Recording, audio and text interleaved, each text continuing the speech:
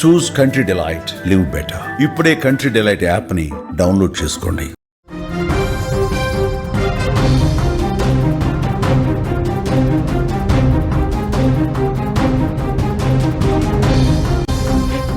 గాజాలో శాంతి కోసం ట్రంప్ ప్రయత్నాలు చేస్తున్నాడు. గాజా కోసం ముస్లిం దేశాలను ఏకం చేస్తున్నాడు ట్రంప్ ప్లాన్ నోబెల్ బహుమతి కోసమేనా అనే అనుమానాలు కూడా వ్యక్తమవుతున్నాయి. ట్రంప్ ప్రయత్నాలను పాక్ వాడుకుంటోంది. ట్రంప్ ప్లాన్తో పాకిస్తాన్ విచిత్ర కుట్రలకి పన్నుతుంది.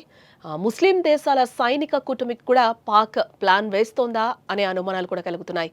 అమెరికా అధ్యక్షుడు డొనాల్డ్ ట్రంప్ నోబెల్ శాంతి బహుమతి కోసం విశ్వ ప్రయత్నాలే చేస్తున్నారు. ఇప్పటికే పలు యుద్ధాలను ఆపేశానని, ఇంకా ఆపుతానని అర్థం లేని థీరీలను చెప్తూ తన గొప్పతనాన్ని తానే డప్పు కొట్టుకుంటున్నాడు. ఇప్పుడు ఇజ్రాయెల్ హమాస్ మధ్య జరుగుతున్న గాజా యుద్ధాన్ని ఆపడానికి ముస్లిం దేశాలను ఏకం చేస్తున్నారు. ఇదే విషయమై పలు ముస్లిం దేశాల అధినేతలతో ఆయన చర్చలు జరపనున్నాడు. అయితే దీని వెనుక పాకిస్తాన్ తన స్వార్థ వ్యూహాన్ని అమలు చేయాలని చూస్తోందనే అనుమానాలు కూడా ఇప్పుడు వ్యక్తమవుతున్నాయి. ఎందుకంటే పాకిస్తాన్ ఇటీవలే సౌదీ అరేబియాతో సైనిక ఒప్పందం చేసుకుంది. ఆ ఒప్పందం ప్రకారం ఈ రెండు దేశాల్లో ఏ దేశంపైకైనా మరో దేశం వస్తే రెండు దేశాలపైకి వచ్చినట్లుగానే భావించాలి. ఇప్పుడు ట్రంప్ ముస్లిం దేశాలను ఏకం చేస్తే ఇదే తరహా ఒప్పందాన్ని అన్ని ముస్లిం దేశాలతోనూ కుదుర్చుకోవాలని పాకిస్తాన్ భావిస్తోంది. తద్వారా ప్రపంచవ్యాప్తంగా ముస్లిం దేశాల సైనిక కూటమికి తానే నాయకత్వం వహించాలని పాకిస్తాన్ ప్లాన్ చేస్తోందని నిపుణులు విశ్లేషిస్తున్నారు. ఇది గనక జరిగితే భారత్కు వ్యతిరేకంగా అంతర్జాతీయంగా మరింత కుట్రలు చేసేందుకు పాకిస్తాన్కు అవకాశం లభిస్తుంది. ఇదంతా తేలిని అమెరికా అధ్యక్షుడు ట్రంప్ గాజా యుద్ధం ముగింపునకు అవసరమైన ప్రణాళికను ఇప్పటికే సిద్ధం చేశాడు. శాంతి తర్వాత అక్కడ పాలన ఎలా ఉండాలన్న అంశాలు కూడా ఇందులో రాసి పెట్టుకున్నట్లుగా తెలుస్తోంది. ఈ ప్రణాళిక గురించి ఈరోజు Saudi, UAE, Qatar, Egypt, Jordan, Türkiye, Indonesia, Pakistan నేతలతో ట్రంప్ చర్చలు జరపనున్నాడు. ట్రంప్ ప్లాన్ లో ముఖ్యంగా 3 అంశాలున్నాయి.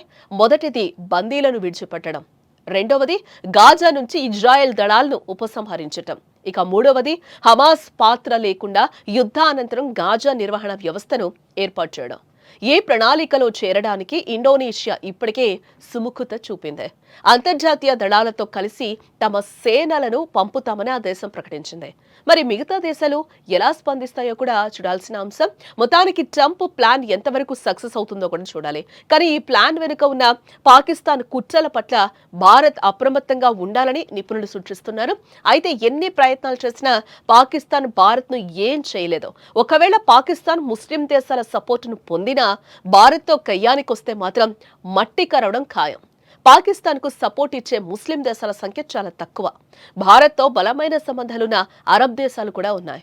ముఖ్యంగా సౌదీ అరేబియా, యుఏఈ వంటి దేశాలు భారత్తో వ్యూహాత్మక భాగస్వామ్యాన్ని కొనసాగిస్తున్నాయి.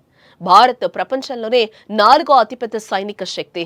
ఆర్మీ, నేవీ, ఎయిర్ ఫోర్స్ అన్నింటిలోనూ భారత్కున్న అపారమైన శక్తి పాకిస్తాన్కు తెలియందేం కాదు. అందుకే పాకిస్తాన్ ఎన్ని రకాల కుట్రలు చేసినా భారత్పై దండెత్తే సాహసం చేయలేదు. ఒకవేళ సాహసం చేస్తే మట్టి కరవక తప్పదు.